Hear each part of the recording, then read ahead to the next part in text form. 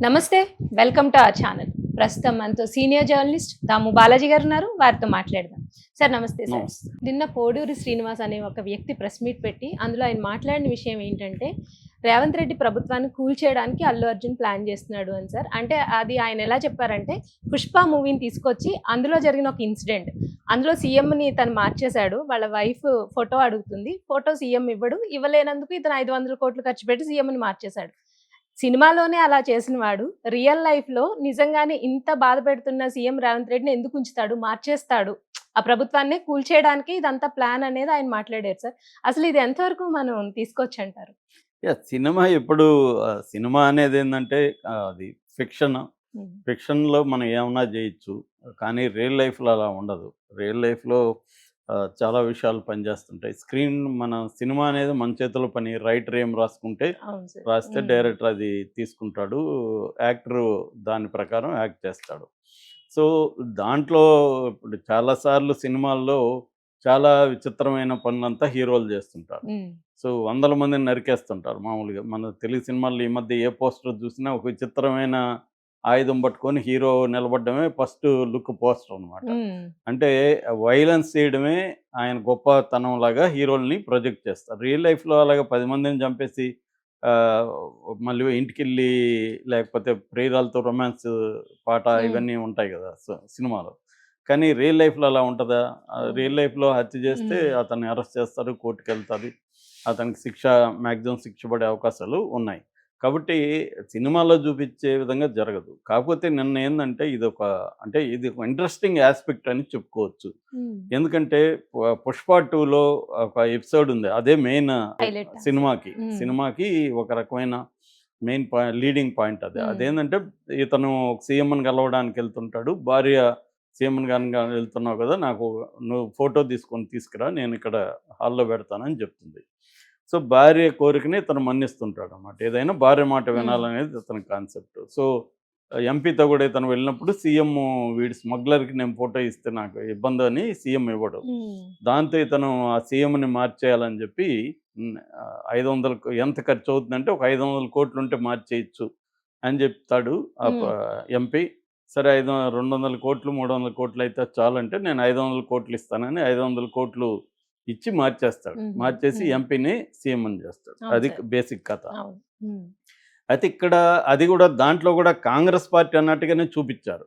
ఆహా! ఎందుకంటే కాంగ్రెస్ పార్టీ అధిష్టానం అంటేనే కాంగ్రెస్ అక్కడ. బీజేపీ అన్నట్టుగా చూపియలేదు. ఇండైరెక్ట్‌గా. కాంగ్రెస్ హుహు. అని ఎక్కడ అనలేదు గానీ, హ్మ్. హ్మ్. మామూలుగా సీఎంలు మార్చే పద్ధతి ఎక్కువగా కాంగ్రెస్‌లోనే కాంగ్రెస్. ఉంటది. అవును బీ సార్. బీజేపీలో అలాగే డబ్బులు తీసుకొని మారుస్తారని చెప్పలేం. కాంగ్రెస్ కూడా డబ్బులు తీసుకొని హ్మ్. మారుస్తదని హ్మ్. గాదు గానీ, వాళ్ళు మామూలుగా మారుస్తారు. ఒక్కోసారి సెంట్రల్‌లో ఉండే ఇన్‌ఫ్లుయెన్షియల్ పర్సన్స్ కొంతమందిని పట్టుకొని డబ్బులిస్తే వాళ్ళేమన్నా వీళ్ళ మీద చాడీలు చెప్పో, పుల్లలు పెట్టో ఏదో మార్చే పద్ధతి కూడా ఉండొచ్చు. హ్మ్. ఏదేమైనా అది జరిగిందనమాట సినిమాలో. దాన్ని ఇప్పుడు నిన్న పోడూరి శ్రీనివాసరెడ్డి అని ఆయన అడ్వకేట్ నిన్న ప్రెస్ క్లబ్‌లో ఆయన ప్రెస్ మీట్ పెట్టి ఆయన మాట్లాడిందేందంటే, ఆయన అనేక విషయాలు చెప్పాడు. అందులో ప్రధానంగా ఆయన చెప్పిందేంటంటే, అల్లు అర్జున్ ఒక పావుగా వాడుకుంటున్నారు కొంతమంది. ఒక అదృశ్య శక్తి అల్లు అర్జున్ వెనకుంది. ఈ అదృశ్య శక్తి అల్లు అర్జున్ ఉపయోగించుకొని రేవంత్ రెడ్డి ప్రభుత్వాన్ని కూల్చివేయాలని ప్రయత్నిస్తున్నారు. ఒక వారంలో రేవంత్ రెడ్డి ప్రభుత్వం కూలిపోయే అవకాశం ఉంది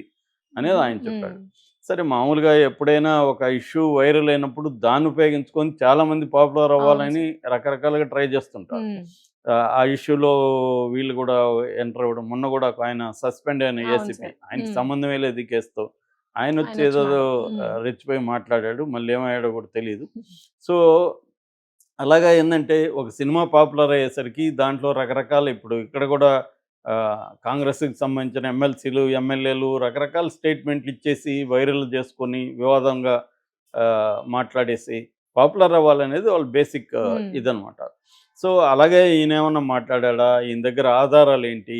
ఏవి లేవు. ఇప్పుడు 'అల్లు అర్జున్' ఆహ్, సినిమాలో క్యారెక్టర్ ఆయన. 'పుష్ప' అవును సార్. అనేది క్యారెక్టర్. 'అల్లు అవును సార్. అర్జున్' కాదక్కడ. హ్మ్.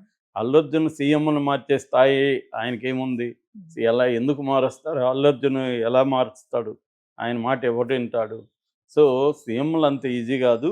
2 రకాలుగా ఆయన చెప్పిందేమో సీఎం మారుస్తాడని గాదు. హ్మ్. ఎవరు 'పోడూరి శ్రీనివాసరెడ్డి' చెప్పిందేందంటే ప్రభుత్వాన్ని కూల్చివేస్తారు అని. ఓ. అది అల్లు అర్జున్ ఉపయోగించుకుని. అది కూడా ఆయన లాజికల్‌గా లేదు. అల్లు అర్జున్ ఉపయోగించుకొని ఎలా కూల్చేస్తారు? ఉమ్. అంటే అల్లు అర్జును ఎవరో చెప్తే అలా చేసి ప్రభుత్వాన్ని కూల్చివేసేదానికి అల్లు అర్జున్ ఏం చేయబోతున్నాడు?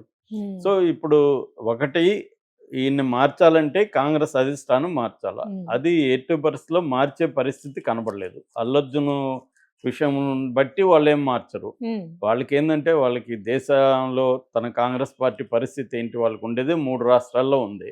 3 రాష్ట్రాల్లో ఉన్నప్పుడు ఒక రాష్ట్రంలో ఇప్పుడు రేవంత్ రెడ్డిని మారుస్తారనుకున్నాం ఫర్ ఎగ్జాంపుల్. ఉమ్. తీసేసి ఎవరిని పెట్టాలి? అవును సార్. పెడితే మళ్ళీ గొడవలు రావా వాళ్ళ ఉమ్. మధ్య?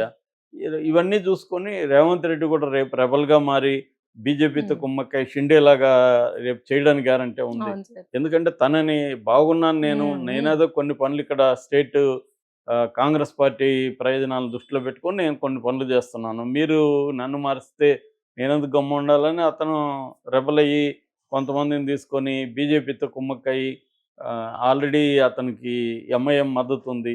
అతనేమన్నా చేయొచ్చు కదా చేయాలనుకుంటే. అవును సార్. కాబట్టి కాంగ్రెస్ పార్టీ మార్చే ప్రసక్తి లేదు. అందుకనే రేవంత్ రెడ్డి కూడా చాలా స్ట్రాంగ్‌గా ఉండగలుగుతున్నాడంటే ఆయనకి క్లారిటీ ఉంది. ఇప్పటికిప్పుడు నన్ను కాంగ్రెస్ పార్టీ మార్చలేరని ఉమ్. రేవంత్ రెడ్డి ధైర్యంగా నిర్ణయాలు కొన్ని తీసుకుంటున్నారు. తీసుకోవడం వెనక కాంగ్రెస్ పార్టీ కూడా ఏమీ అతన్ని అబ్జెక్ట్ చేయట్లేదనేది ఉమ్. మనకు ఉమ్. అర్థమవుతుంది. చేస్తే ఆయన చేయలేరు కదా! అసలు కాంగ్రెస్ పార్టీ ఆ స్థాయిలో ఉంటే షర్మిలానే మార్చేవాళ్ళు కదా! ఉమ్. షర్మిల వల్ల కాంగ్రెస్ పార్టీకి ఎంత నష్టం జరుగుతుందని కాంగ్రెస్ పార్టీలో ఉండే సీనియర్స్ వాళ్ళే కంప్లెయింట్లు అవును సార్. ఇస్తున్నారు. అన్నీ చేస్తున్నా షర్మిలని మార్చట్లే ఆడ. ఉమ్. అంటే ఏందంటే కాంగ్రెస్ పార్టీ ఒక రకంగా దేశంలోని ఇండిసిసివ్‌నెస్ కనిపిస్తుంది. రాహుల్ గాంధీలో మెచ్యూరిటీ లేదు. అందుకనే ఉన్న రాష్ట్రాలు కూడా కోల్పోతున్నారు. కొత్త రాష్ట్రం బీజేపీ 10 ఏళ్లుగా పరిపాలించిన హర్యానాలో చాలా తీవ్రమైన యాంటీ ఇన్కంబెన్సీ ఉంటే కూడా కాంగ్రెస్ దాన్ని చేసుకోలేకపోతుంది. ఎన్‌డీఏ ఇండియా కూటమి కూడా కాంగ్రెస్ పార్టీకి వ్యతిరేకంగా మెల్లమెల్లగా మారుతూ ఉంది. అలాంటి పరిస్థితిలో కాంగ్రెస్ పార్టీ ధైర్యంగా నిర్ణయాలు తీసుకునే పరిస్థితి లేదు. ఇక రెండవ యాస్పెక్ట్ కూల్చివేత. ఉమ్. ప్రభుత్వాన్ని కూల్చాలంటే ఏం జరుగుతుంది మామూలుగా?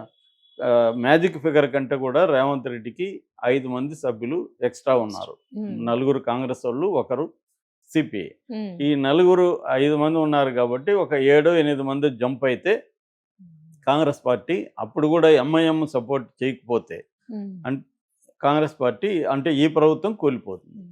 మరి ఇది చేయాలంటే ఆ 10 మంది ఎమ్మెల్యేలు అనుకుందాం. 10 మంది ఎమ్మెల్యేలని కొనాలి. అవును సార్. పోనీ అల్లు అర్జున్ దగ్గర డబ్బులుంది.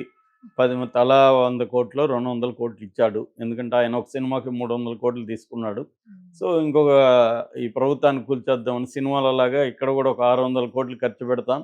రేవంత్ రెడ్డిని దించేద్దాం.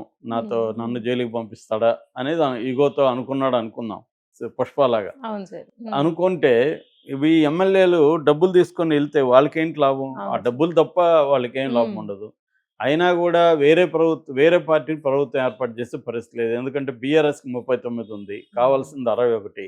బీఆర్ఎస్ ఎక్కడి నుంచి తీసుకొస్తది? బీజేపీకి అంతమంది కూడా లేరు. కాబట్టి వేరే ఆల్టర్‌నేటివ్ ఎవరు గవర్నమెంట్ ఫార్మ్ చేస్తారు? కాబట్టి ఏందంటే ఏదో పిచ్చి లాజిక్‌లో మాట్లాడినట్టుంది తప్ప ఏ రకంగా కన్విన్సింగ్‌గా లేదు. ఉమ్. ఒకవేళ first of all Allu Arjun అలా చేస్తాడని అవును నేను సార్. అనుకోలేదు. ఆ స్థాయి అల్లు అర్జున్‌కి లేదు. ఆ కైండ్ ఆఫ్ ఇగో ఉండదు. ఉమ్. వాళ్ళకి రియల్ లైఫ్‌లో ప్రాక్టికల్‌గా ఉంటారు. అవును సార్. మనం ఏ పని చేస్తే ఏం ప్రాబ్లమ్స్ ఉమ్. వస్తాయి. ఆల్రెడీ అల్లు అర్జున్ ఇబ్బందుల్లో ఉన్నాడు. సో, అతనేదో పొలిటికల్‌గా చేసే పరిస్థితి ఉంటే తననే కేసు నుంచి ఉమ్. బయటపడేసుకోగలిగేవాడు కదా! అంత స్థాయి ఉంటే. కాబట్టి అది అల్లు అర్జున్‌కి లేదు. రెండవది అల్లు అర్జున్ ఉపయోగించుకొని అదృశ్య శక్తి అన్నాడు.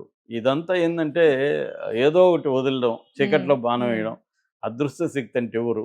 ఎవరికి ఇది పాజిబుల్? మోడీ అనుకుంటే పాజిబులా? కేసీఆర్ అనుకుంటే ఉమ్. పాజిబులా? కేసీఆర్ ఎప్పటినుంచో డే 1 నుంచే బీఆర్ఎస్ వాళ్ళు కూలిపోతుందని చెప్తున్నారు. ఇప్పుడు 1 ఇయర్ దాటిపోయింది. ఉమ్. ఇంకా బీఆర్ఎస్ నుంచే 10 మంది ఎమ్మెల్యేలని, కొంతమంది ఎమ్మెల్సీలని, కొంతమంది నాయకుల్ని రేవంత్ రెడ్డి ఉమ్. లాగలిగాడు. ఉమ్. అంతేగాని బీఆర్ఎస్ ఆల్రెడీ 39 ఉంటే వాళ్ళకి 29కి వెళ్ళిపోయింది ఉమ్. బీఆర్ఎస్ పరిస్థితి.